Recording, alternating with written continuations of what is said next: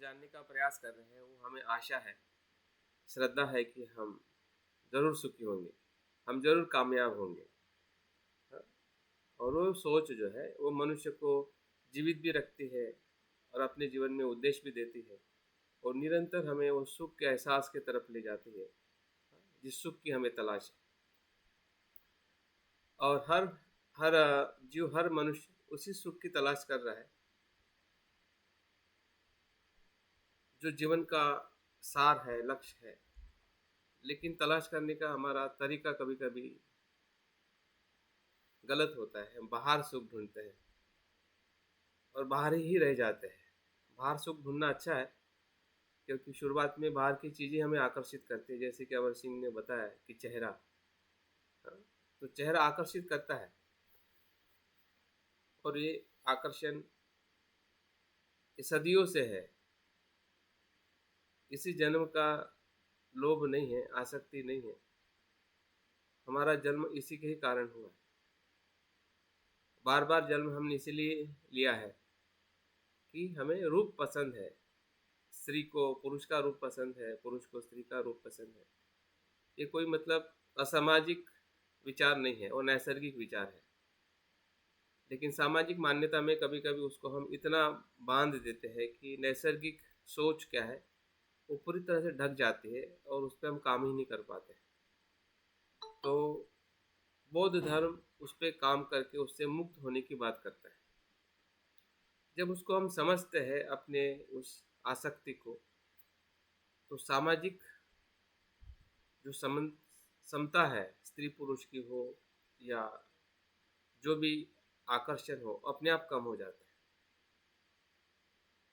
क्योंकि आकर्षण इसलिए बढ़ता है कि वहाँ पे अज्ञान है, और जब तक नहीं जानोगे तब तक आकर्षण हमेशा बना रहेगा। आप आंखों से देखो या मत देखो, आँख का दोष नहीं है, मन का दोष है। हाँ? आप आप किसी को देखते हैं इसलिए आकर्षण, लोभ नहीं होता है। मन के भीतर वो सदियों से पड़ा हुआ है। इसलिए बुद्ध कहते हैं कि इंद्रिय जो है, इंद्रियों का दोष नहीं है, लेकिन हम इंद्रियों को दोष देते हैं कि आँख के वजह से मैंने आँख से देखा, कान से सुना। हाँ? लेकिन उस बेचारे इंद्रियों का दोष नहीं है। हाँ? इंद्रिय तो अपना काम करती है, लेकिन दोष है मन का। मन के भीतर जो हमारा मनस्कार है, इच्छा है, धारणा है, अज्ञान है, उसके कारण वो इंद्रिय उस प्रकार का कार्य करता है। तो आज हम उसी विषय के ऊपर थोड़ा अभ्यास करने वाले हैं। और हमारा जो विषय है योगाचार में 8 प्रकार के विज्ञान। तो आज के शाम को हम 5 प्रकार के विज्ञान की बात करने वाले हैं, जिसे हम पंच इंद्रिय कहते हैं। पंचेंद्रिय समझने में बहुत सरल है, लेकिन उसका जो जाल जो फैला हुआ जो है ना, उसमें हम ऐसे फंसे हुए हैं कि वही समझ में नहीं आता है कि वो क्या है। और हम अंदर के मन की खोज करते हैं। अभी अंदर का मन तभी दिखाई देगा कि ये बाहर का मन आपके पास में वापस आ जाएगा। अगर बाहर भटकता हुआ जो 5 इंद्रियों का मन है, अगर वो आपके पास में नहीं आता है, तो आपके पास में ऊर्जा ही नहीं है अंदर के मन को ढूंढने की। जिसको हम मनोविज्ञान कहते हैं, क्लिष्ट मनोविज्ञान कहते हैं, आलय मनोविज्ञान कहते हैं। उस मन के भीतर प्रवेश करने के लिए ये पंच इंद्रियों के मन को समझना और उसको संयमित करना, जो अभी हम बात कर रहे हैं,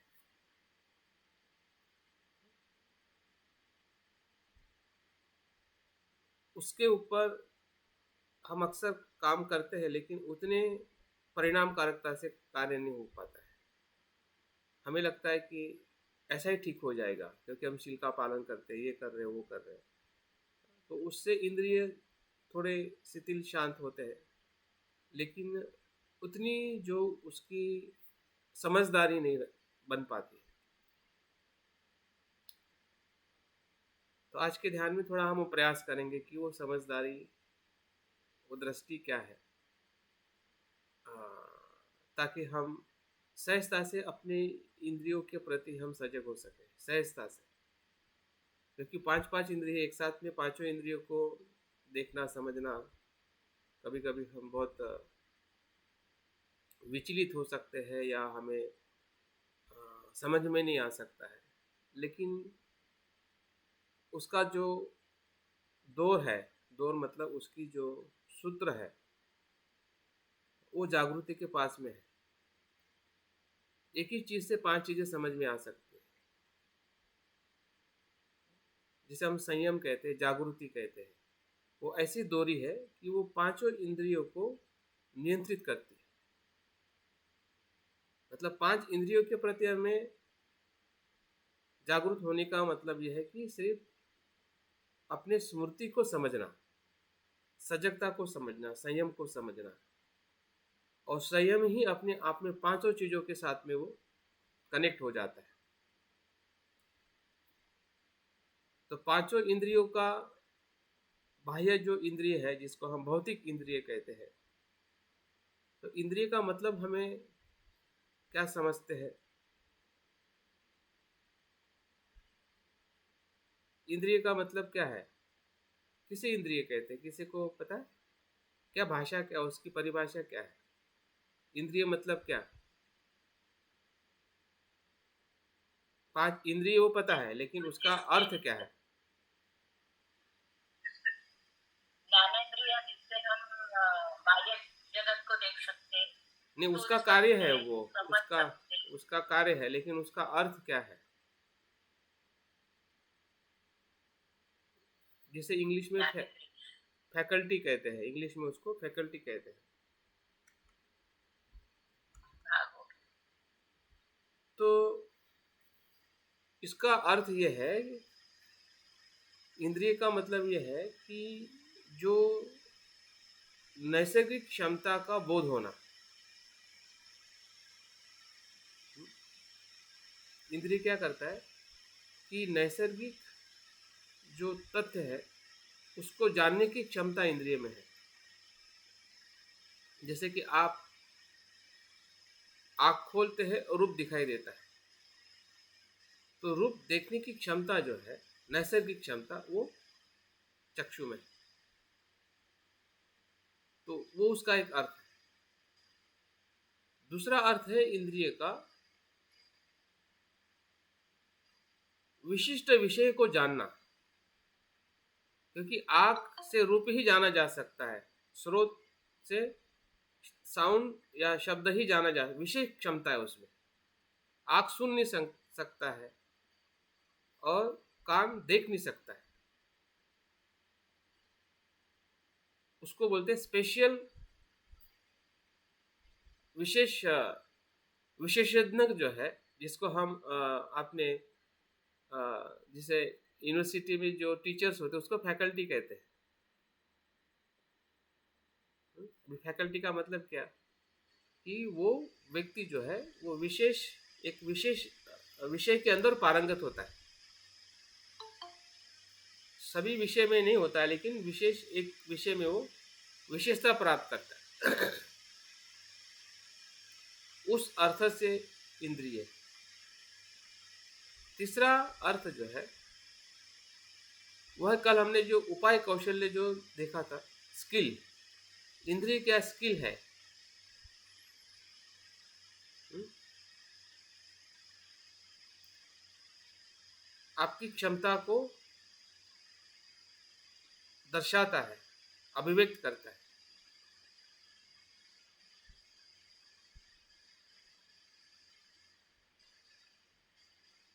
तो जैसे पांच इंद्रिय बाहर के विश्व की जानकारी आपके पास लेके आते हैं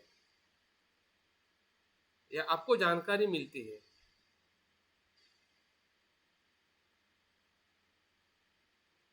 आंखों से रूप की, कान से शब्द की, नाक से गंध की, जीभ से स्वाद की, और काया से स्पर्श की। ये पांचों जानकारियों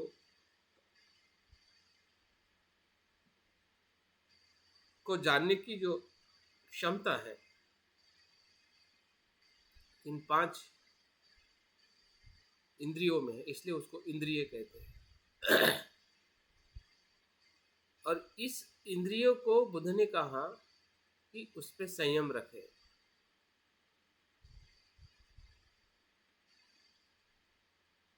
इंद्रिय संवर, यही बोधिसत्व का शील है, जिसको हम शिलाचरण कहते हैं ना। जो 5 शील तो हम आराम से आचरण करते हैं, लेकिन बोधिसत्व का जो मार्ग है या बोधिसत्व का जो शील है वो इंद्रिय संवरशील है।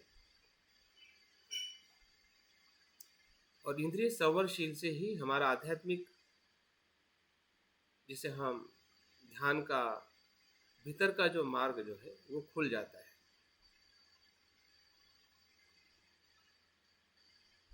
नहीं तो इसी ही इंद्रियों से जो आने वाली जो जानकारी है वो भीतर एक प्रकार से पोल्यूशन, प्रदूषण, अकुशलता, बुराई, गंदगी, सब कुछ उसी इंद्रियों से आती है। दूसरा कोई द्वार नहीं है, दूसरी कोई जगह नहीं है। जिसको हम कहते हैं कि मन में ये कहाँ से आ गया, अभी मन में इसी 5 इंद्रियों से आया है, बाद में फिर मन का विषय बन गया, आता है इसी से। फिर वो मन अपने कार्य से उसको अलग ढंग से देखता है या अलग उसका इंटरप्रिटेशन करता है, उसका अलग रोल है, हम जब मनोविज्ञान की बात करेंगे। लेकिन अभी जो 5 इंद्रियों का, जिसको पंच इंद्रिय कहते हैं, यही पंच इंद्रिय हमें जगत से मिलाते हैं, या जगत से हमारा मिलन इसी पंच इंद्रियों के माध्यम से होता है। इसी से हमारा चित्त बाहर भी जाता है, इसी से चित्त बाहर भीतर भी आता है। हाँ? हमारा चित्त जो है इसी से बाहर जाता है, एक्सपैंड होता है, जिसको आयतन कहते हैं। हाँ? जो हमारे 12 आयतन जो है, 6 इंद्रिय के 6 विषय, इसको आयतन बोलते हैं। आयतन का मतलब होता है कि विस्तारित होना, विस्तारित होना, वो उसका लक्षण है। तो हम विश्व के साथ विस्तारित हो जाते हैं। विश्व हमें लगता है कि हमसे अलग है, लेकिन अलग नहीं है, उसी से हम जुड़े हुए हैं। सांस हम लेते हैं तो वो सांस लेते समय सांस है, लेकिन वो हवा है तभी तो सांस है। हवा ही नहीं तो कैसी आपकी सांस आएगी और जाएगी। मतलब आपका या हमारा सांस का आना जाना इस वायुमंडल में हवा के साथ में जुड़ा हुआ है, निरंतर जुड़ा हुआ है। एक पल के लिए भी हम उससे अलग नहीं है। जो पल आएगा अलग होने का, तो वो मृत्यु है। आपने जो कहा ना, ये कि इंद्रिय जो जानकारी मिलती है उस पर संयम रखें, इसे ही इंद्रिय संवर कहते हैं। तो वो जानकारी पे संयम रखना माने ये मन को जैसे विषय बनता है, तो उसमें मन का विषय बनना माने प्रदूषण से रोकना, मन को प्रदूषित होने से रोकना। हाँ, अलिप्त रहना उसी अवस्था में कि वो जानकारी को जानकारी तक मतलब सीमित रखना, न कि उससे अपने अंतःकरण को अशुद्ध होने नहीं देना है। हाँ, प्रदूषित विषय नहीं बनाना है। हाँ, क्योंकि वहां से हमारे जो हमारी जिम्मेदारी वहां से शुरू होती है। लेकिन मन को इंद्रिय का वो माना है, वो दूसरा अर्थ क्या है इसका फिर, कि मन जो है इंद्रिय से जो जानकारी मिलती है उससे अलिप्त रहने की उसकी अपनी प्रक्रिया रहती है और फंसने की प्रक्रिया भी रहती है। हाँ, वो वही है कि जागृति ही अपने आप में उसको अलिप्त और लिप्त रखती है। जागरूक होने से ही अलिप्त हो जाता है, और जागरूकता नहीं होने से वो लिप्त हो जाता है। मतलब यहाँ पे जो रोल जो है वो संयम का अर्थ है, जागरूकता से उस इंद्रियों के दरवाजे पे पहरेदार जो बोलते हैं ना स्मृति, पहरेदार का जो रोल जो है वही इंद्रिय के संवर का अर्थ है। हमारी जो संवर का आधार है, मतलब हाँ संवर की शक्ति सब वही है। हाँ वही है, स्मृति है। और ये इसलिए महत्व का है क्योंकि यही जो पंच इंद्रिय जो है संयमित रहने से, संयम का आचरण करने से भीतर के पंच धम्मेंद्रिय का विकास होता है। जो बाहर क्षमता पंच भौतिक पंच इंद्रियों की है, तो हमारे भीतर जो बुद्धत्व को प्राप्त करने की क्षमता है उसको भी इंद्रिय कहते हैं। धर्मेंद्रिय कहते हो। हाँ, धम्मेंद्रिय। तो जैसे संसार को जानने की क्षमता इस 5 भौतिक इंद्रियों में है, ठीक है, वैसे ही बुद्धत्व को जानने की क्षमता, वहां पे भी इंद्रिय शब्द है लेकिन धम्मेंद्रिय, ये भौतिक इंद्रिय। अभी इंद्रिय दोनों जगह पे है और दोनों का अर्थ एक ही है, लेकिन अर्थ के साथ उसका मार्ग अलग है। ये इंद्रिय हमें संसार में ले जाते हैं और धम्म इंद्रिय हमें संसार से मुक्त करके बुद्धत्व की तरफ ले जाते हैं। और इसका पहला जो इंद्रिय जो है जिसको स्मृति कहते हैं वही इंद्रिय संवर है।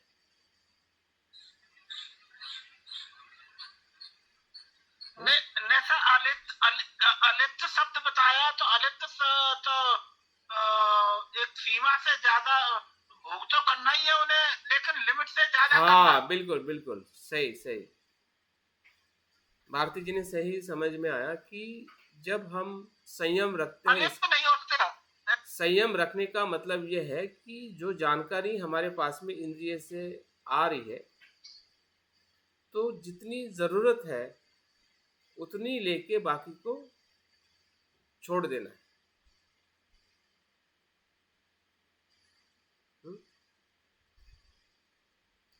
जितना उसका उपयोग करना है, उपभोग करना है, उस स्वरूप को हमें कंज्यूम करना है, क्योंकि वो इंद्रिय हमें दोनों स्वरूप में महत्वपूर्ण है। एक तो वो हमारे जीवन की जरूरत भी है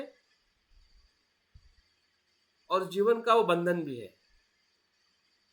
हाँ, बंधन में भी ले जाती है। यहाँ पे 2 प्रकार की भूमिका है इंद्रिय, और इसलिए उसको क्षमता कहा गया है।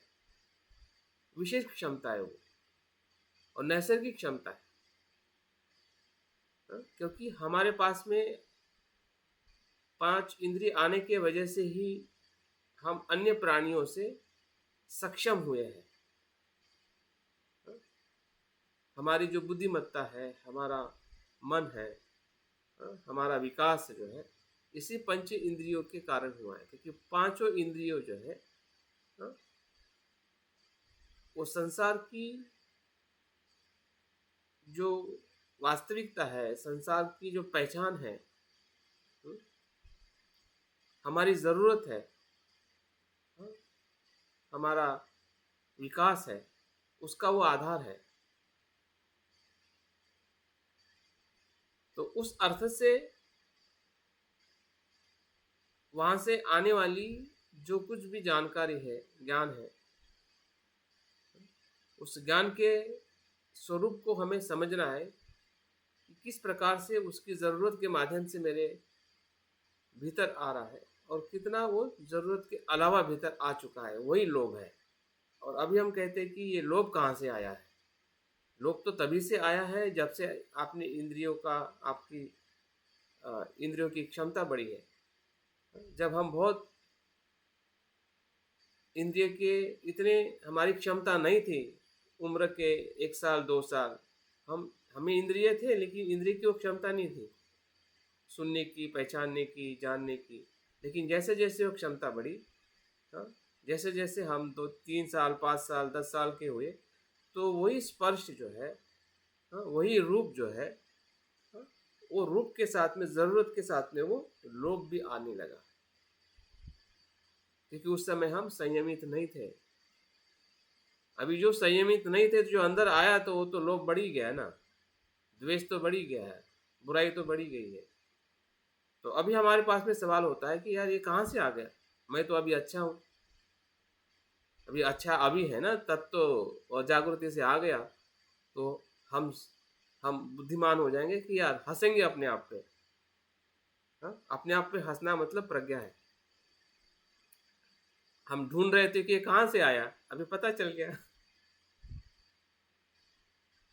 हम औरों को दोष देते थे कि तुम्हारे वजह से आया, कि भाई ये तो तुम्हारे वजह से आया, वो एक कारण हो सकता है, लेकिन दूसरा कारण तो हम भी है ना, हमारी इंद्रिय है।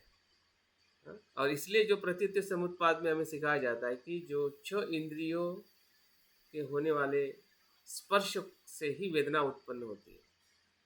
अगर वेदना लोभ की हो रही है तो लोभ की वेदना इसलिए है कि पहले के इंद्रियों से आया हुआ लोभ है, भीतर जमा हो गया है, और इसी जन्म का नहीं है, जन्मों जन्मांतर का है। इस जन्म का तो है ही, बचपन से लेके अगर हम इस जन्म की बात करते हैं,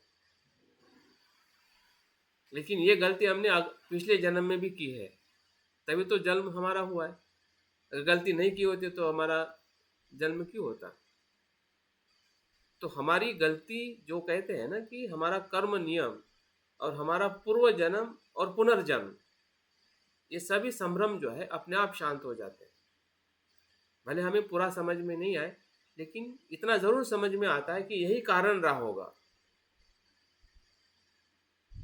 अभी कब जन्म लिया, कितना जन्म लिया, कैसे हुआ, इसकी जागृति तो और ज़्यादा तब बढ़ती है कि जब हम धीरे धीरे मन को उस अवस्था में लेके जाते हैं, जैसे बुद्ध ने अपने जन्म को जाना, या अनेक लोग जानते हैं जो उस अवस्था में पहुंचते हैं, और उनकी बातें कभी कभी हमें समझ में नहीं आती, क्योंकि हम इस अज्ञान के मन से समझना चाहते हैं। ज्ञान के मन से समझना चाहोगे सब कुछ समझ में आएगा कि बुद्ध क्या कहना चाहते हैं। ये उच्च कोटि की जागृति है ना सर, हाँ ये जी, जागृति है ना उच्च कोटि की, हाँ हाँ उच्च बिल्कुल, कोटि की जागृति। जागृति है, जागृति का ही सब खेल है। लेकिन जागृति सामान्य तौर पे हमें कहाँ पे जागरूक करनी है या उसका उपयोग करना है, वो इंद्रिय के आसपास, इंद्रिय के संपर्क में आते हुए अगर हम जागरूक हो जाते हैं तो हमारे बहुत सारी जो पूर्व धारणाएं हैं या जो पूरा खेल जो है, वो पूरा खेल समझ में आ जाएगा। यही यही यही जाल बिछाने वाला जो हमारा मन है, इसी 5 इंद्रियों के माध्यम से जाल बिछाता है, और उसी जाल में हम फंस जाते हैं, और इतने फंस जाते हैं ढूंढने से भी मिल नहीं पाता है। ढूंढ तो रहे हैं लेकिन अंदर ढूंढ रहे हैं, लेकिन वो आया बाहर से आया है। तो बाहर से आया है तो बाहर की जागृति हमें समझनी पड़ेगी, ताकि हम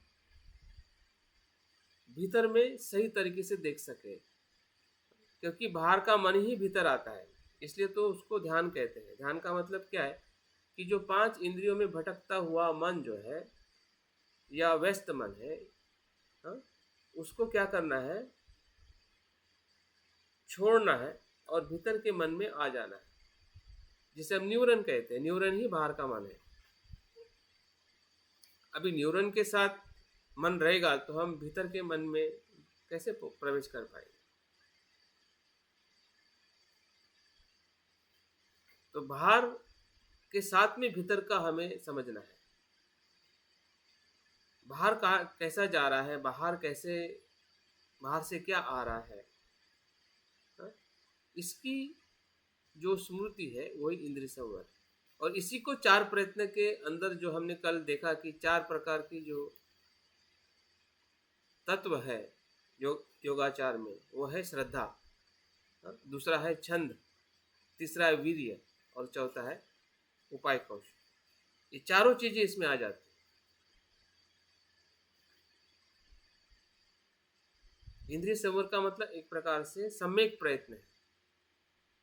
सम्यक प्रयत्न के अंदर क्या बताया गया है कि जो हमें बुरा आ रहा है उसको रोकना।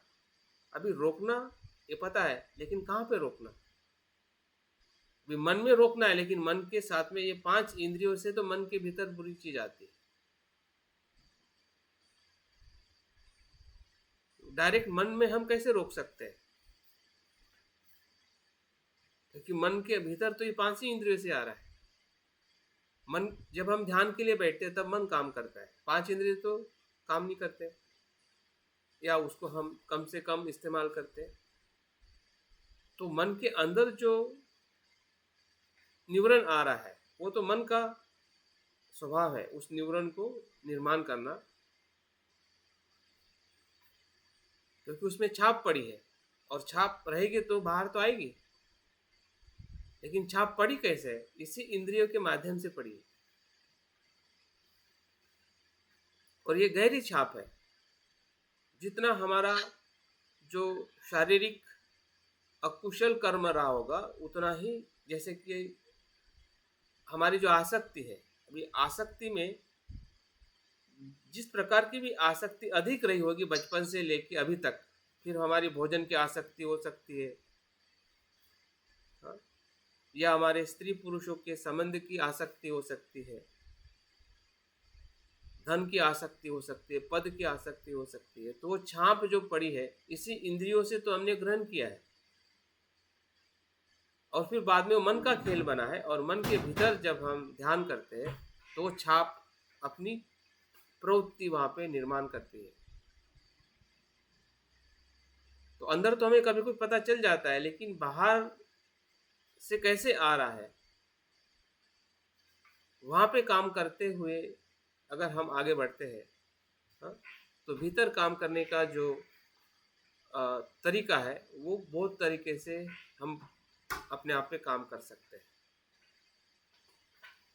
जब हमें गलती पता चल जाती है तो फिर गलती के प्रति हमें द्वेष नहीं आता है।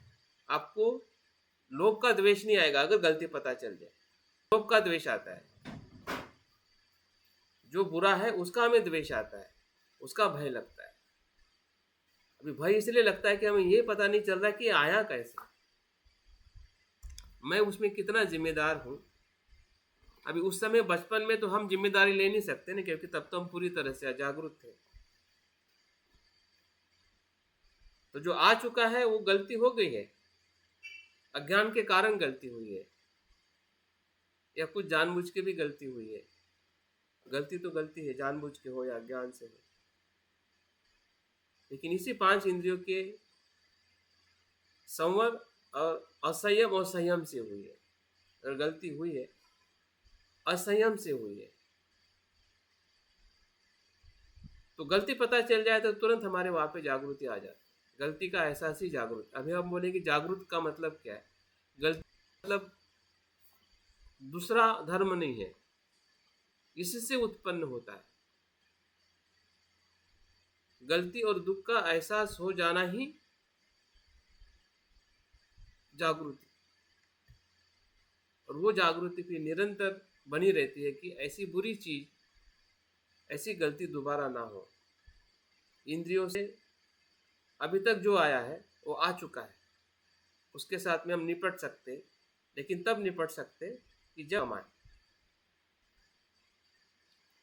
अगर अभी भी ज्यादा आएगा तो भीतर तो निपटना बड़ा मुश्किल है। उदाहरण के तौर पे अगर हम मकान साफ करते हैं, घर साफ करते हैं, तो सभी दरवाजे खिड़की बंद करते हैं, पंखे बंद करते हैं। क्यों पंखे बंद करते हैं? क्यों बाहर दरवाजे खिड़कियां क्यों बंद करते हैं? ताकि पवन भीतर नहीं आए, बाहर का कचरा भीतर नहीं आए, ताकि भीतर का कचरा हम बाहर निकाल सके। अगर दरवाजे खिड़कियां खुली रख के आप कितने भी झाड़ू लगाओ, लगेगा तो सही, झाड़ू तो लगा रहे, थोड़ा साफ भी हो जाएगा, लेकिन फिर से कचरा आ जाएगा। हम थक जाएंगे लेकिन कचरा साफ नहीं होगा।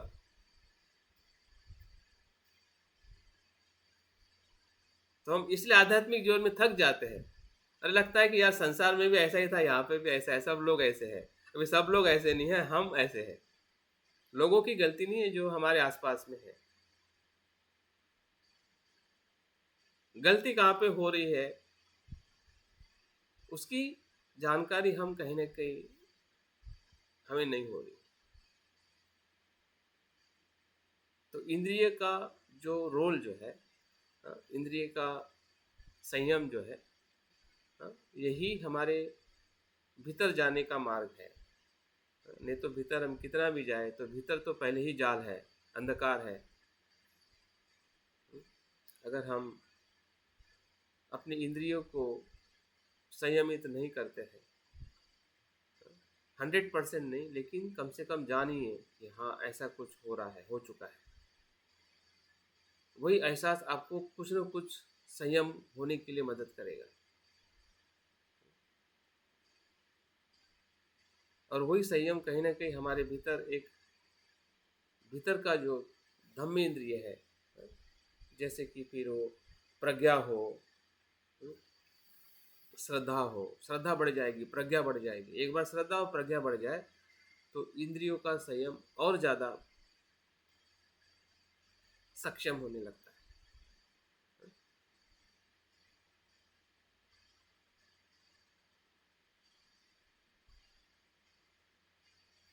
तो ठीक है, अभी हम ध्यान के माध्यम से जानने का प्रयास करेंगे। अभी जो मैंने एक विश्लेषण दिया है या बताने का प्रयास, समझाने का प्रयास किया है कि इंद्रिय का संयम या इंद्रिय क्या है, हमारे 5 इंद्रिय कैसे हमें प्रदूषित करते हैं या कैसे भीतर वो अकुशलता लेके आते हैं, और उसी अकुशलता को हमें समझना है और वही भीतर आने देना है कि जो हमारे चित्त को, मन को अनुकूल है, उपयोगी है, हितकारी है, कल्याणकारी है, जिससे हम अपने मन के भीतर जाने के लिए हमारे पास में एक ऊर्जा आ सके, हम शांत हो सके। शांत नहीं होने का कारण ही है कि 5 इंद्रियों से आने वाली जो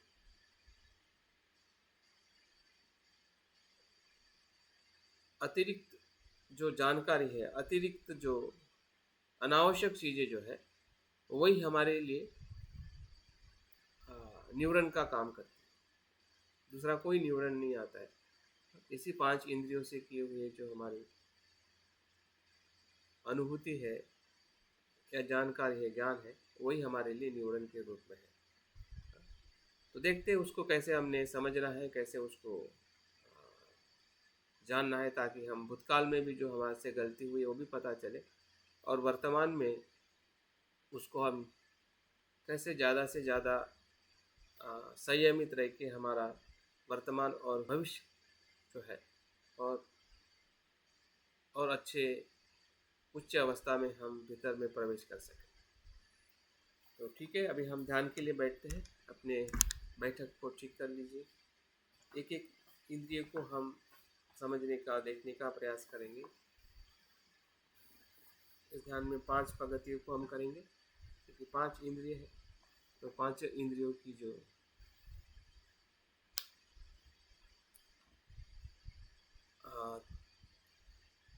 एक एक इंद्रियों में हम 3 स्तर पे उसको ऑब्जर्व करेंगे।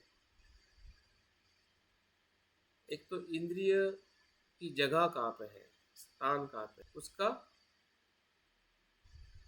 विषय क्या है और उसकी प्रक्रिया क्या है। समझ में? सभी वीडियो बंद, सभी सो गए?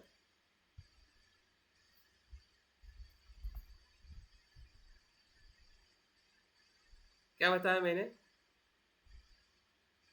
हर एक इंद्रिय को हम 3 स्तर पर देखेंगे कि उस इंद्रिय की जगह कहाँ है। जैसे कि आँख, ठीक है, आँख की जगह को हमें महसूस करना है, ये आँख, ठीक है, कि उसका विषय क्या है। कौन सा विषय हम जानते हैं या उसका हमें अनुभव होता है। और तीसरा जो पहलू हम ऑब्जर्व करेंगे कि उसकी पूरी प्रक्रिया क्या है, मैकेनिज्म क्या है, जिसे हम प्रतीत्य समुत्पाद कहते हैं। मतलब इसी घटना का प्रतीत्य समुत्पाद क्या है, क्योंकि प्रतीत्य समुत्पाद हर घटना में, प्रतीत्य समुत्पाद हमें 12 कड़ियों में बताया जाता है। वो तीनों जीवन के बारे में है, भूतकाल, भविष्य और वर्तमान, जो 12 निदानों में दिया जाता है। लेकिन हम हर एक घटना में प्रतीत्य समुत्पाद देख सकते हैं, और हर घटना में प्रतीत्य समुत्पाद होता ही है। कारण होता है, परिस्थिति होती है और परिणाम होता है। अभी हम आँख एक कारण हो गया,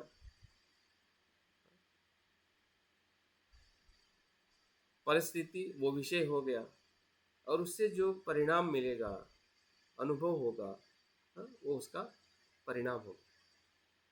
तो हर एक घटनाओं में इस सत्य को हम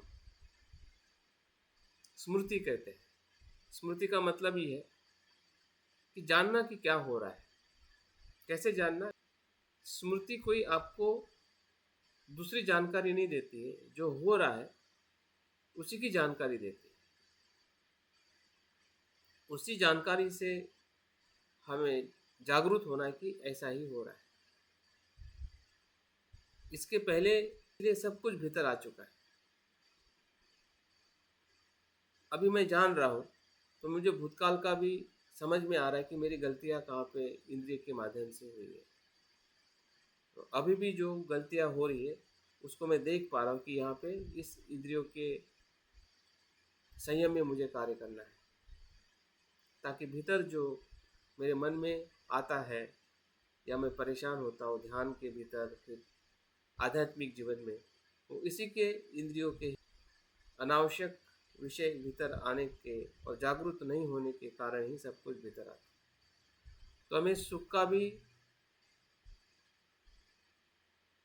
मार्ग पता चलेगा, जो इस इंद्रियों से हमें सुख मिलता है। देखने से सुख भी मिलता है और दुख भी मिलता है। तो सुख क्या है, कितना सुख, कौन सा सुख मुझे इसमें से मिल सकता है, मिल रहा है, या मुझे ज़रूरत के अनुसार मुझे सुख को समझना है। ये सुख है लेकिन पीछे दुख है, उस सुख के पीछे दुख है। तो वहाँ पे हमें संयम रखना है, या संयम रहने के लिए हमें अधिक प्रयास करने की ज़रूरत है, ताकि हमारी अभी की जागृति आने वाली जागृति में और ज़्यादा विकसित कर सकती है। जरूरी नहीं कि हम अभी पूरी तरह से जागरूक हो जाए, अभी पूरी तरह से संयमित हो जाए, लेकिन थोड़ी भी अगर हमें अनुभूति होती है कि हाँ इस पे मुझे काम करना है, तो आपके भीतर वो बदलाव आप देख पाओगे कि जागृति हमेशा बदलाव ले आती है। जागरूक नहीं होना, जहाँ पे हम हैं वहीं पे रोक लेती है या उसके नीचे ले जाती है। का यही खेल है। जागृति एक प्रकार से रूपांतरण है, जागृति एक प्रकार से बदलाव है, परिवर्तन है। अगर जागरूक है तो जरूर बदलाव है।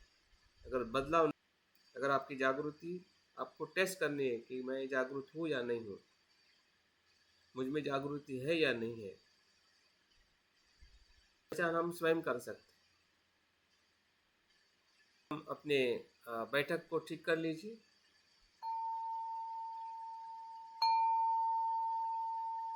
ध्यान क्या करना है, कैसे करना है, इसके बारे में जो बातें बताई है उसको समझते हुए हमें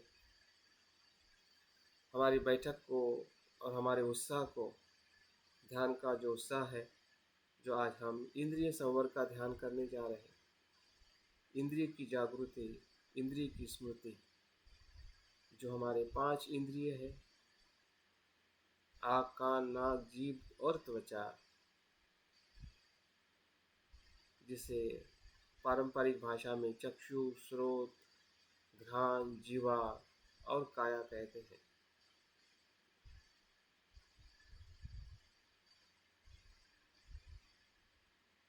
यही हमारे शरीर का विस्तारित स्वरूप है, जो माँ के गर्भ से हम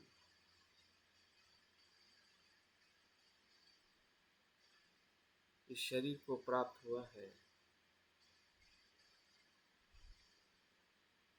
और जन्म से लेकर अभी तक इसी इंद्रियों के माध्यम से हमने संसार को जाना है, ग्रहण किया है। जो भीतर अनेक संस्कारों को संग्रहित कर चुका है।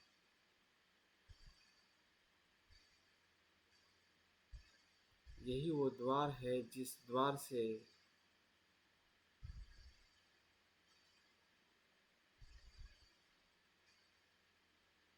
हमारे चित्त में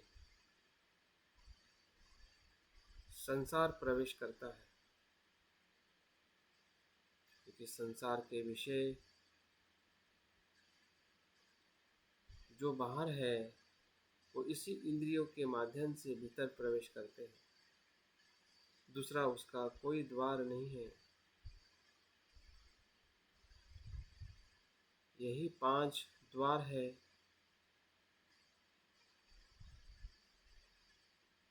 जिस इंद्रियों से हम जानते हैं, समझते हैं।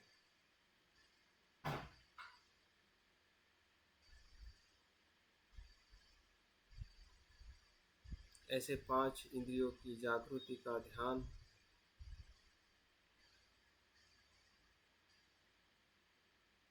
आज हम करने जा रहे हैं।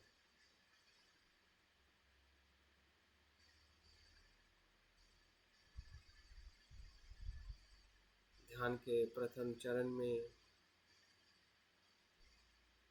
हमारे शरीर और सांस की जागृति का अनुभव करें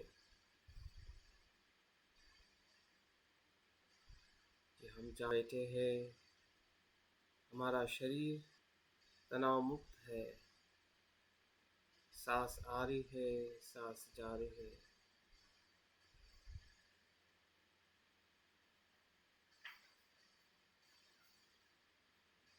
हमारी सजगता हमें वर्तमान में ले आ रही है।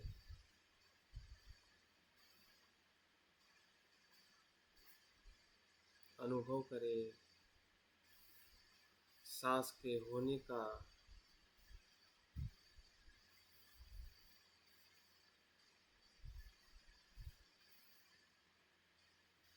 मन जागरूक होने का।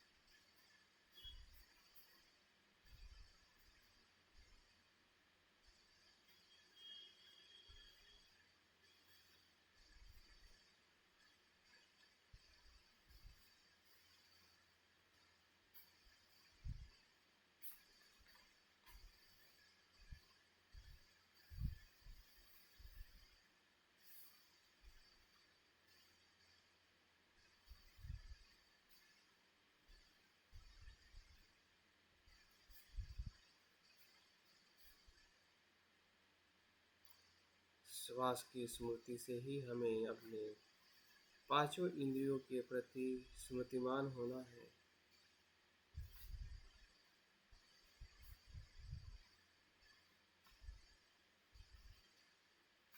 भीतर के सभी अंगों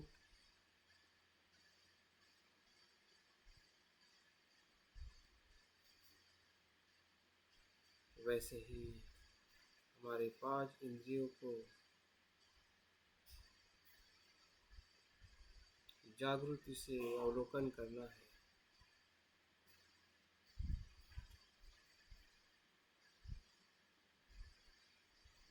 ध्यान के प्रथम चरण में चक्षु इंद्रिय और चक्षु इंद्रियों की जागृति का सराव करें।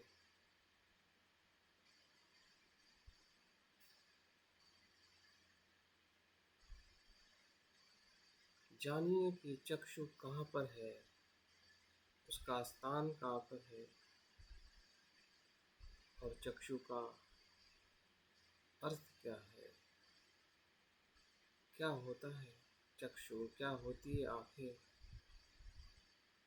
अगर उसकी कुछ संरचना का हमें अनुभव है, जानने का प्रयास करें।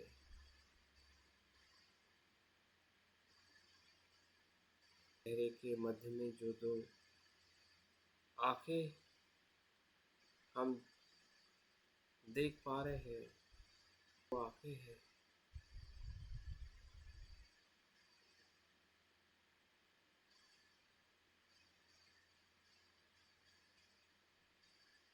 जिस आँखों से हम रूप को देखते हैं, उसके विषय के प्रति सजग बने।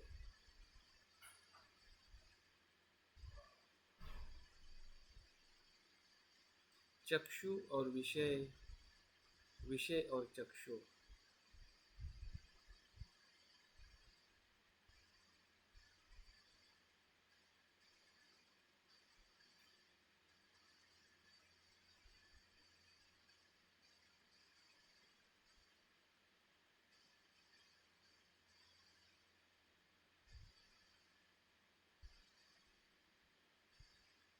देखिए जो जो हम चक्षु से रूप को देखते हैं, किस प्रकार के रूप को हम देखते हैं, कौन से रूप को हमने ग्रहण किया है, कौन सा रूप हमें आकर्षित करता है, हम आकर्षित हो जाते हैं।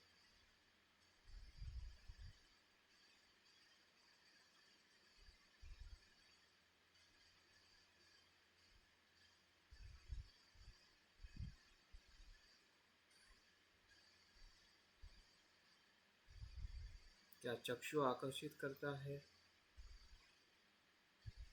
या विषय के प्रति जो हमारी जो आसक्ति है,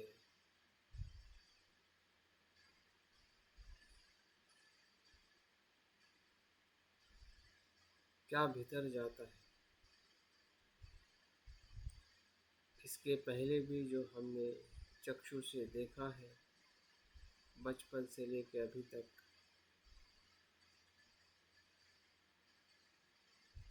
जो जो भी रूप हमारे सामने आया है, चक्षु को स्पर्श किया है, विषयों का स्पर्श निरंतर होते आ रहा है। इसी स्पर्श से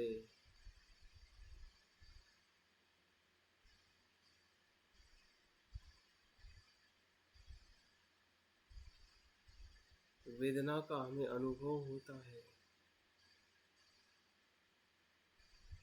वही वेदना जो हमारे मन को निर्माण करती है,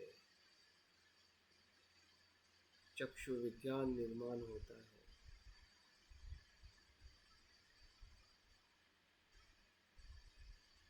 इस सभी प्रक्रिया को भली भांति जानना ही जागृति है कि इंद्रियों से जाना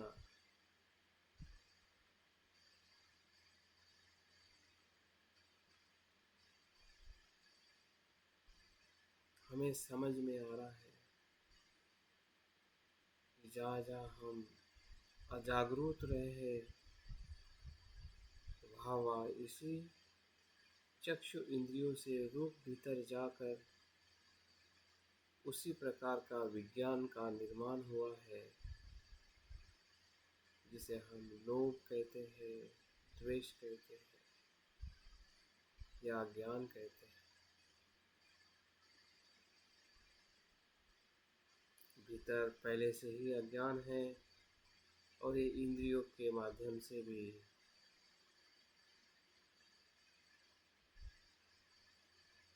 ऐसे ही भीतर गया है।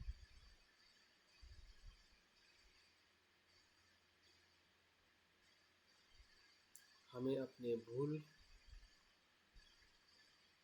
और दुख का कारण हमें पता चल रहा है।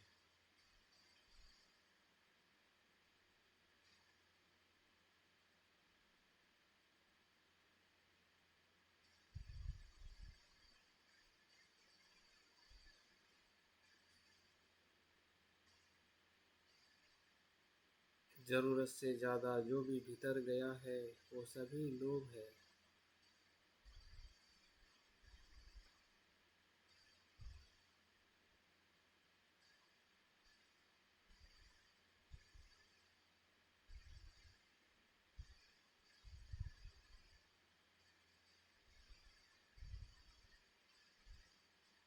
देखिए चक्र रूप की आसक्ति को पहचानिए।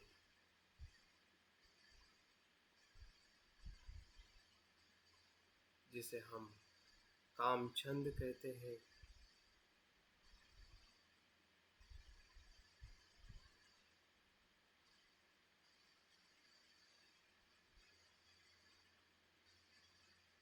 इसी चक्षु इंद्रिय के द्वार से ही वो भीतर गया है।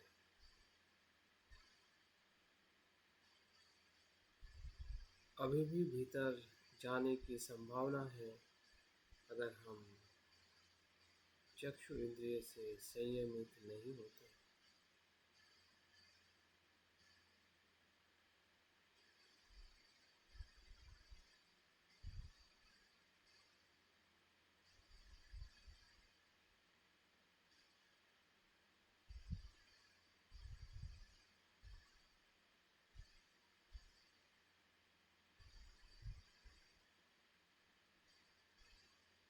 संसार के रूप को देखने का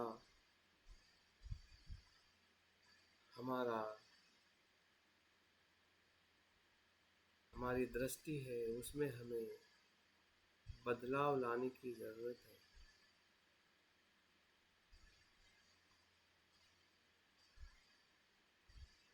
अगर हम जागरूक हैं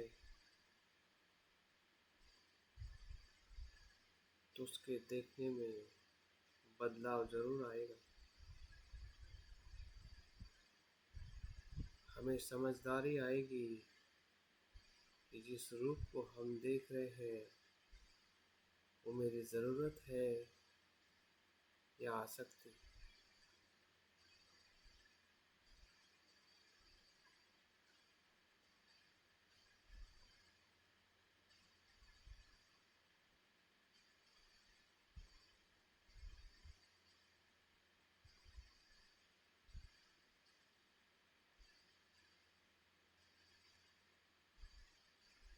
क्योंकि आँख खोलने से रूप का स्पर्श होना स्वाभाविक है, उसे हम रोक नहीं सकते।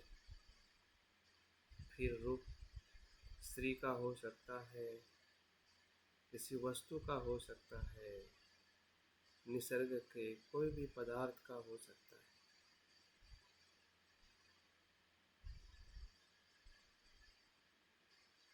उसे हम रूप को रोक नहीं सकते।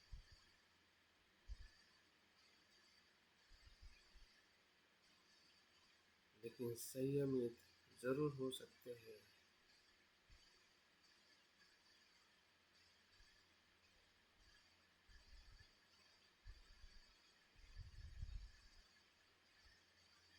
अगर हम उनकी प्रक्रिया को देख पा रहे हैं कि इससे कितनी बड़ी हानि हमारे भीतर हो चुकी है।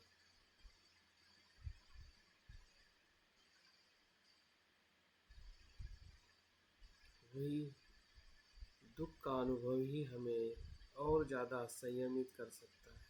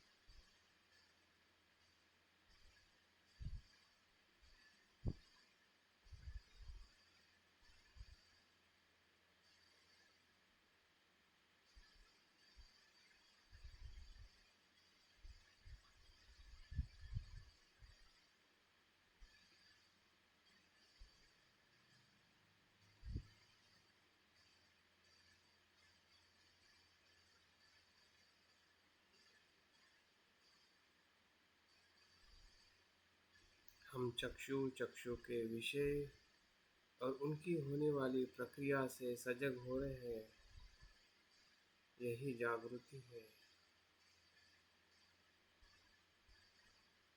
हमें जो पहले पता नहीं था, अभी हम जान रहे हैं कि चक्षु इंद्रिय क्या है, कैसे कार्य करता है और कैसे भीतर कुशल और अकुशल को ले जाता है।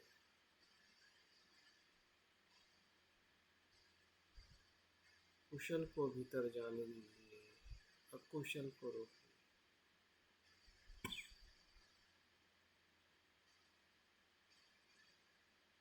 यही इंद्रिय संवर है।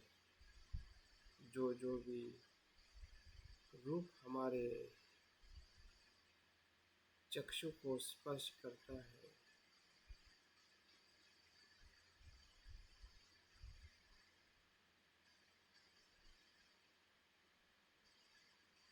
उसी समय अगर हम जागरूक हैं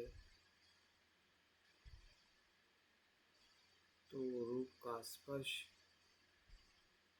कुशलता को भी निर्माण करता है। जैसे कि हम बुद्ध के रूप को देखते हैं और हमारे मन में श्रद्धा की वेदना भावना निर्माण होती है, और यही रूप किसी सुंदर स्त्री का होता है या पुरुष का होता है या किसी वस्तु का होता है, तो ये स्पर्श भीतर लोभ ले जाता है।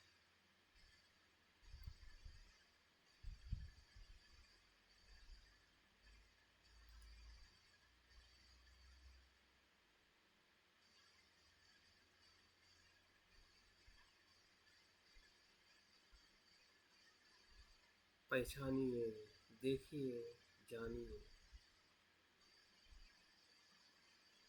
चक्षु इंद्रिय कैसे कार्य करता है।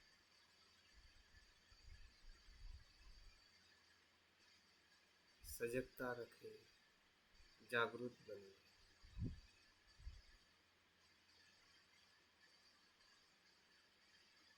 ध्यान के दूसरे चरण में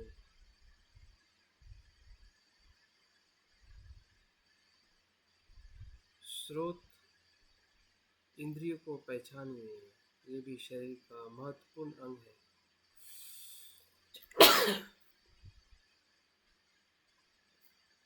जो चेहरे के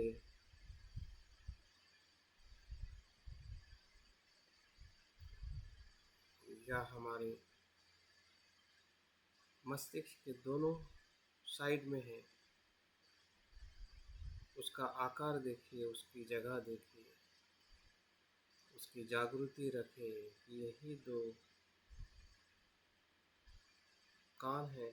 स्रोत सुनने का इंद्रिय है, सुनने की क्षमता है, जिससे ध्वनि, शब्द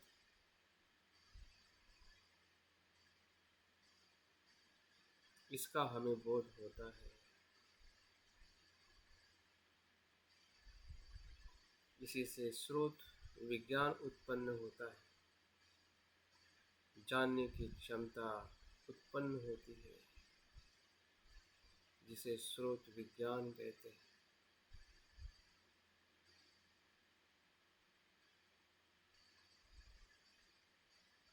इस संपूर्ण प्रक्रिया का अवलोकन करें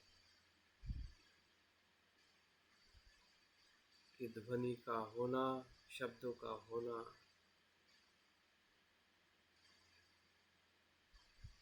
इस विश्व का ये विषय है। ध्वनि, आवाज आते ही रहती है।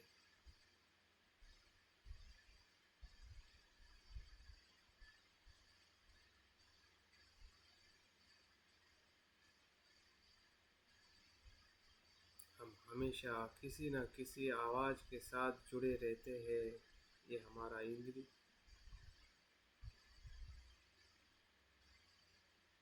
उसी ध्वनि के स्पर्श के कारण ही उसकी जानकारी, उसका बोध होना ही स्रोत विज्ञान है। उसी स्पर्श से स्रोत विज्ञान उत्पन्न होता है, जिस विज्ञान में इस ध्वनि की छाप, संस्कार छोड़ जाता है।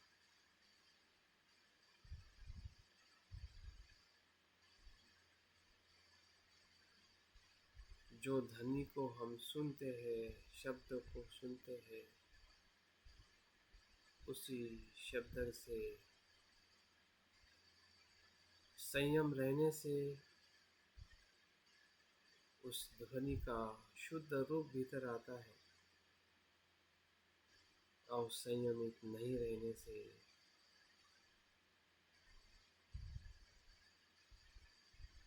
वही ध्वनि हमारे भीतर लोभ भी निर्माण करती है या छाप छोड़ देती है, और द्वेष भी। जैसे कि कोई हमें गाली देता है, बुरा कहता है, ये ध्वनि ही है, शब्दों की ध्वनि है। कोई संगीत हमें सुनते हैं और उस ध्वनि से हम मोहित हो जाते हैं। ध्वनि को सुनना बुरा नहीं है, लेकिन असंयमित होके उसे ग्रहण करना बुरा है, क्योंकि हम ध्वनि को रोक नहीं सकते। वो तो संसार का विषय है।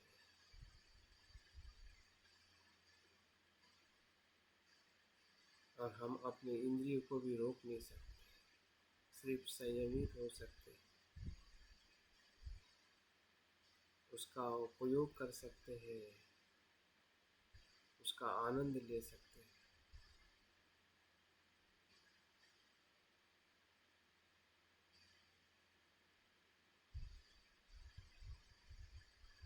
लेकिन आसक्त होना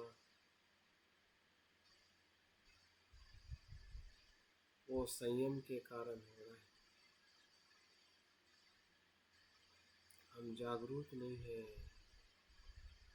अगर जागरूक है, हम जान रहे हैं कि ये कैसे प्रक्रिया घटित हो रही है,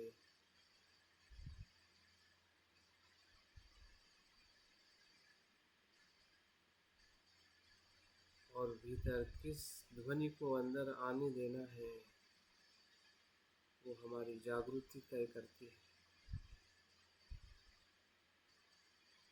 अगर जागरूक नहीं है तो चोर भीतर आ जाएगा, आ चुका है अनेकों बार। इसी ही स्रोत इंद्रियों से आया है।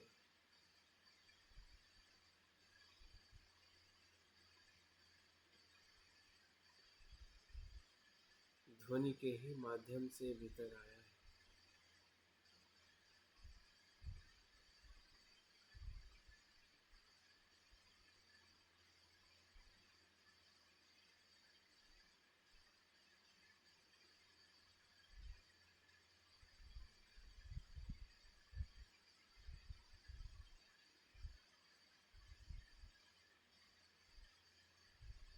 पहचानिए, समझिए, जानिए,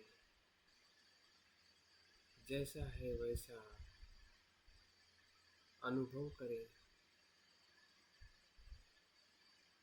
स्मृतिमान बने, सजग बने।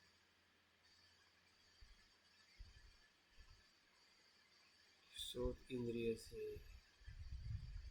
क्या बुरा हो रहा है और क्या अच्छा हो सकता है।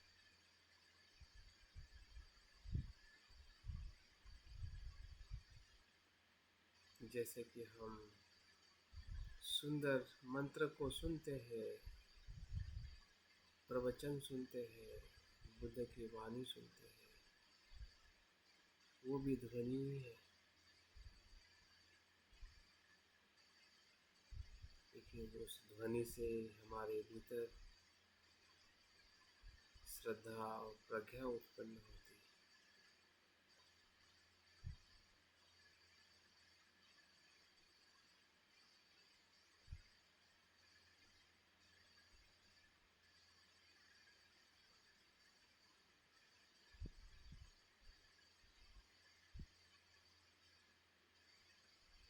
पूरी प्रक्रिया को जाने, स्रोत इंद्रिय का विषय,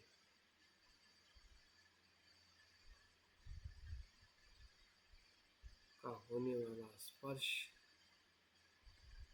स्पर्श से उत्पन्न होने वाला विज्ञान, बोध, अनुभव,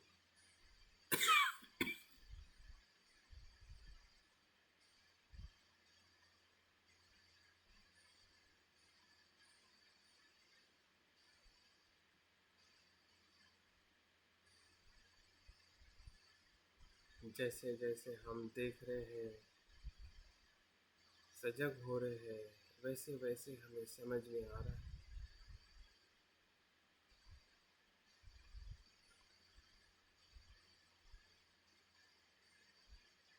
स्रोत इंद्रिय के पूरी प्रक्रिया को हम समझ पा रहे हैं।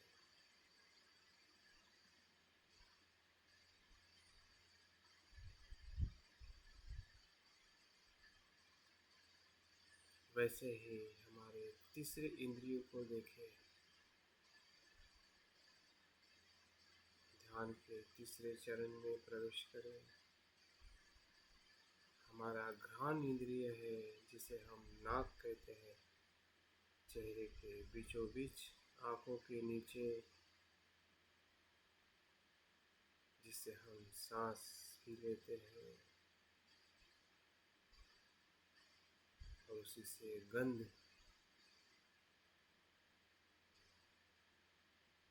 जिस गंध से हम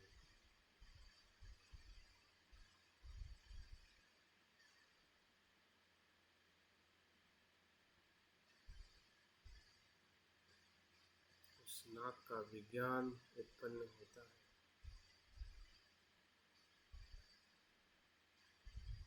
सांस के स्पर्श से स्मृति का बोध होता है।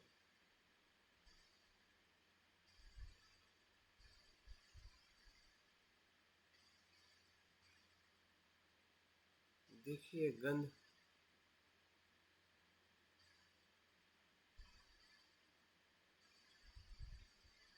हमारे लोभ और द्वेष को कैसे उत्पन्न करती है।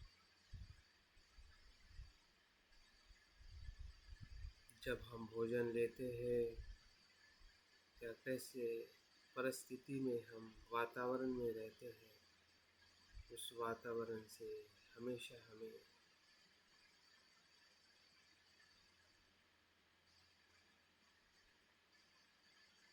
गंध का अनुभव होता है। ऐसे विषयों के स्पर्श से हमें उसी प्रकार की गंध, दुर्गंध, सुगंध,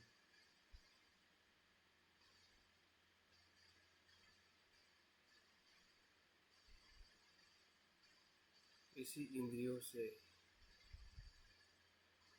स्पर्श होने से ही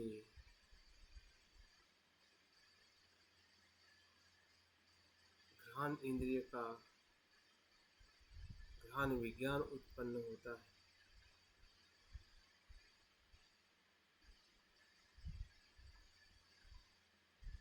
विज्ञान पहले से ही नहीं होता है।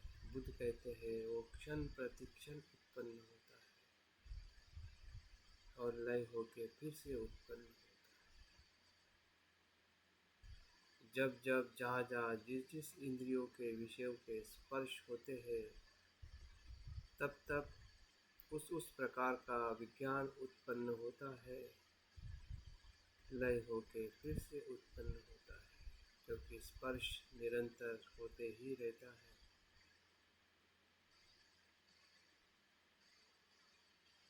अगर कोई एक इंद्रिय कार्यरत नहीं है तो बाकी इंद्रिय निरंतर कार्यरत होते हैं। विशेषता हमारी त्वचा निरंतर स्पर्श के अनुभव को महसूस करती है।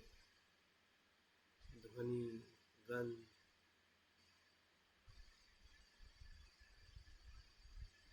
और उसी से उस प्रकार का विज्ञान उत्पन्न होता है। विज्ञान मतलब जानना। उस स्पर्श के बोध को जानना ही विज्ञान है।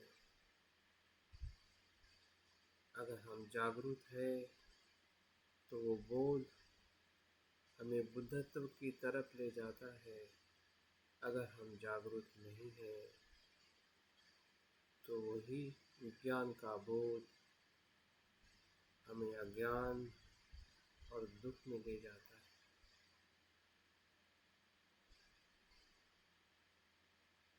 तो यही से चक्र बनता है जिसे हम भव चक्र कहते हैं।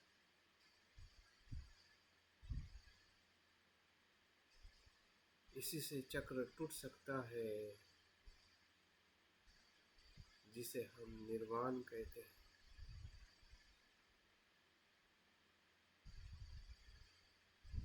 इसलिए बुद्ध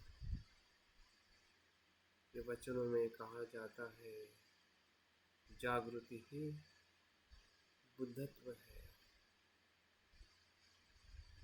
जागरूक होना ही बुद्धत्व की शुरुआत है।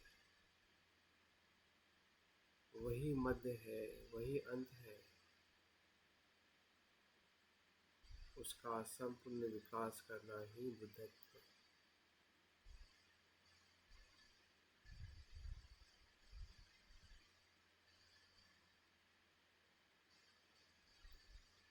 हमारी एक एक इंद्रिय की जागृति हमें बुद्धत्व के भीतर ले जाती है। जागृति से हमें बोध होता है कि हमने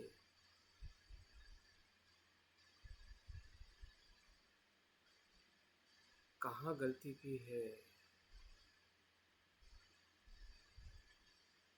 गलती का, अज्ञान का बोध होना ही जागृति है। और हमें हो रहा है, जैसे जैसे हम इंद्रिय की प्रक्रिया को देख पा रहे हैं, वैसे वैसे हमें बोध हो रहा है। हम सजग हो रहे हैं।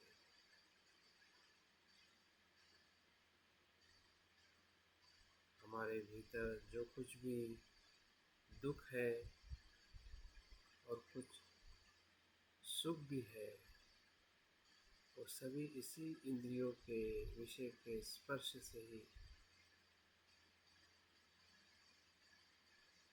उत्पन्न हुआ। दूसरा कोई इसका आधार नहीं है। यही है जिससे हमें संसार का बोध होता है।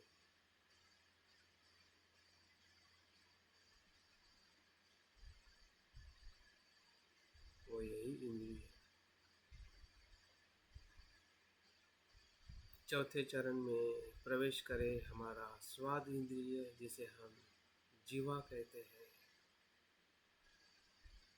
जीवा में वो क्षमता है स्वाद को पहचानने की,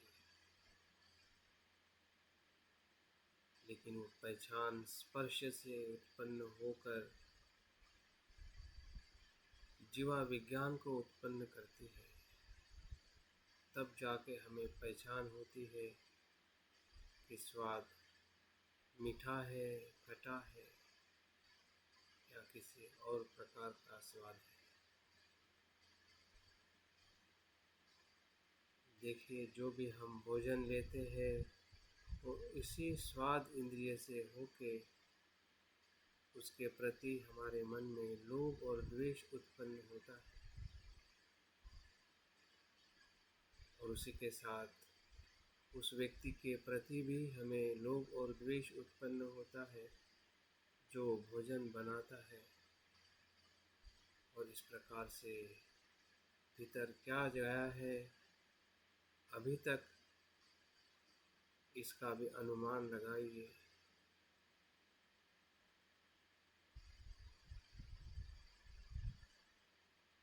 कि इंद्रिय संयम नहीं होने से कितना कुछ भीतर चला गया है। मन में स्वाद रस से जो कुछ भी तृष्णाएं भीतर उत्पन्न हुई है, उसी के जाल में हम फंसे हैं। बुद्ध कहते हैं कि स्वाद या इंद्रिय या विषय, इसके कारण हम गुलाम नहीं होते हैं, बल्कि उसके आसक्ति के कारण हम गुलाम होते हैं। ना इसमें इंद्रिय का दोष है, ना विषय का दोष है। दोष है हमारे अजागरूक होने का, जिसके कारण आसक्ति उत्पन्न होती है।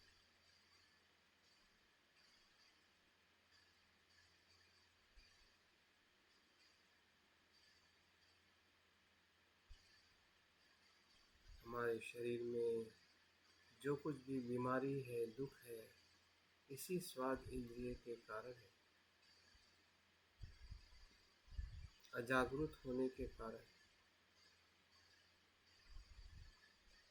असंयमित होने के कारण है।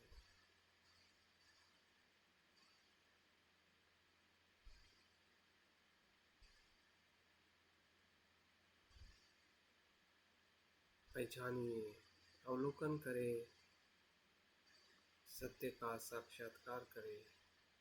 यही सत्य है। सत्य की एक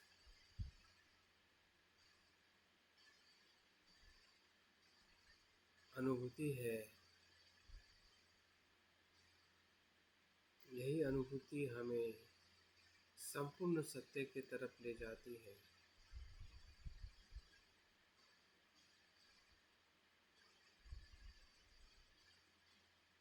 सजग होना ही प्रज्ञावान होना है।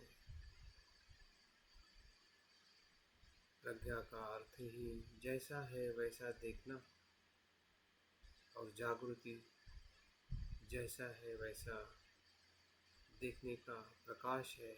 जिस प्रकाश में हम देख रहे हैं वही स्मृति है, और उसी स्मृति से हमें बोध हो रहा है।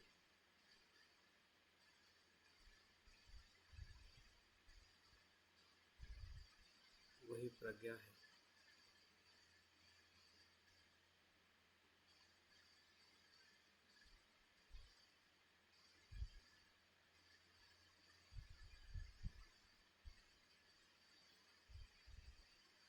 ध्यान के अंतिम और 5वें चरण में हमें प्रवेश करना है। जो 5वां इंद्रिय है हमारी काया, जिसे हम त्वचा कहते हैं, सर से लेके पांव तक ये इंद्रिय फैला हुआ है। जिस त्वचा को स्पर्श जिस किसी विषय का होता है, जैसे कि हवा का स्पर्श, कपड़ों का स्पर्श, किसी व्यक्ति के शरीर का स्पर्श, ये सभी उसके स्वरूप है, जिससे हमें अनेकों बार स्पर्श हुआ है, अभी भी हो रहा है, और हमेशा होते रहेगा जब तक हमारा शरीर है। उस स्पर्श को हम रोक नहीं सकते, उससे भाग नहीं सकते, या उसे हम अच्छा या बुरा नहीं कह सकते। वो तो अच्छा भी हो सकता है और बुरा भी हो सकता है, सुखद भी हो सकता है, दुखद भी हो सकता है।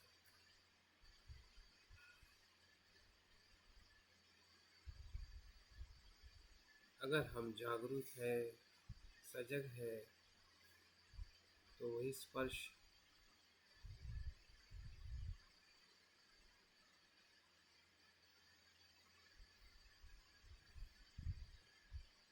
हमें ज्ञान की तरफ ले जा सकता है।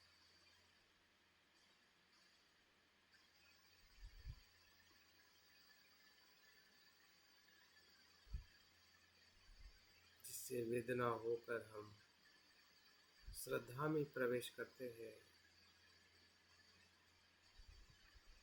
या वही स्पर्श अगर हम जागरूक नहीं हैं तो लोभ और द्वेष उत्पन्न होता है।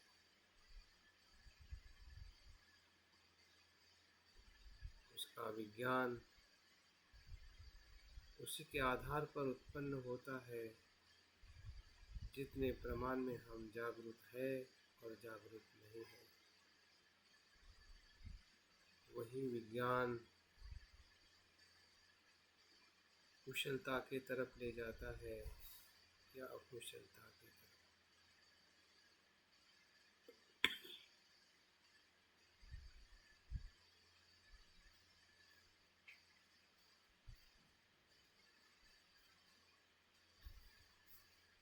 देखिए, पांचों इंद्रियों का अनुभव हम कर चुके हैं।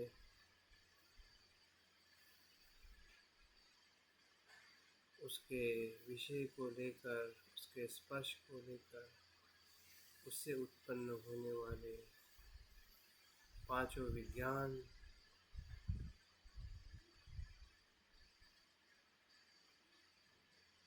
इस सभी प्रक्रिया को हम सजगता से देखते हुए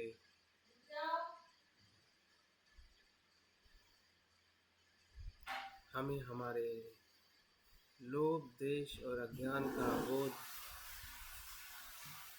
हो चुका है। जान चुके हैं कि यही वो द्वार है जिससे हमारे भीतर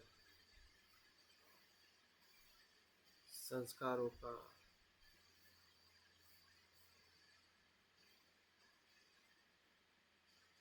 भंडार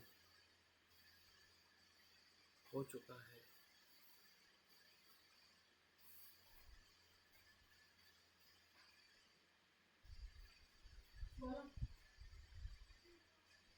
अभी हम धीरे धीरे संयमित हो रहे हैं, जागरूक हो रहे हैं, जिससे भीतर जाने वाली इस सभी विषयों को हम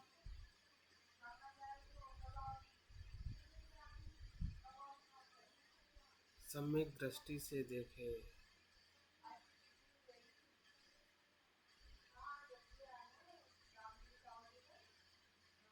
ताकि हम भीतर वही जाने दें जो कुशल है, शुद्ध है, सकारात्मक है, कल्याणकारी है।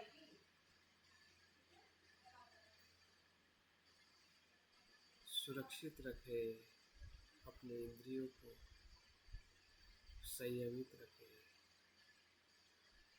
जागरूक रखे।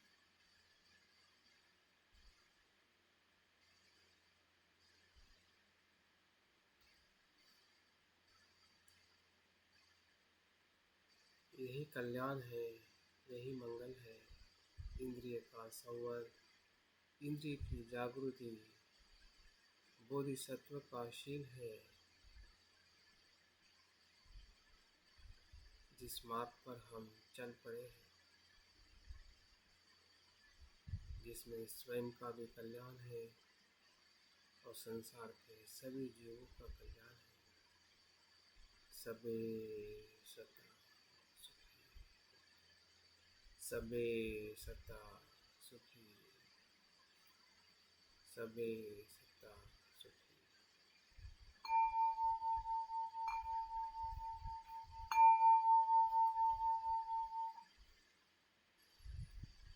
धीरे धीरे ध्यान को पूर्ण करते हुए आंखें खोलकर ध्यान के सेशन को समाप्त।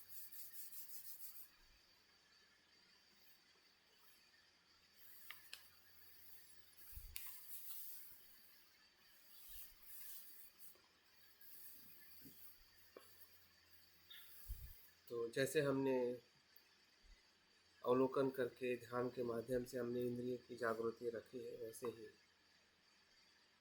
बाहर भी प्रयास करें कि किस इंद्रियों से क्या भीतर आ रहा है, कितना सकारात्मक भीतर आ रहा है, नकारात्मक भीतर आ रहा है। तो एक एक इंद्रियों को थोड़ा पहचानने का प्रयास करें, ताकि हमारा जो अभ्यास है, जो हम आगे विज्ञान को पहचानने वाले हैं, वो इसी के आधार पर आपको समझ में आ सकता है। बहुत बहुत धन्यवाद। आज का सत्र सर आपका भी बहुत बहुत धन्यवाद। Thank you. बहुत बहुत धन्यवाद साथियों। और जो भी आपको अनुभव हुआ है ज़रूर ग्रुप में डालें। तो समय हो गया है, यहाँ पे हम धन्यवाद सेशन पूर्ण सर, बहुत बहुत धन्यवाद।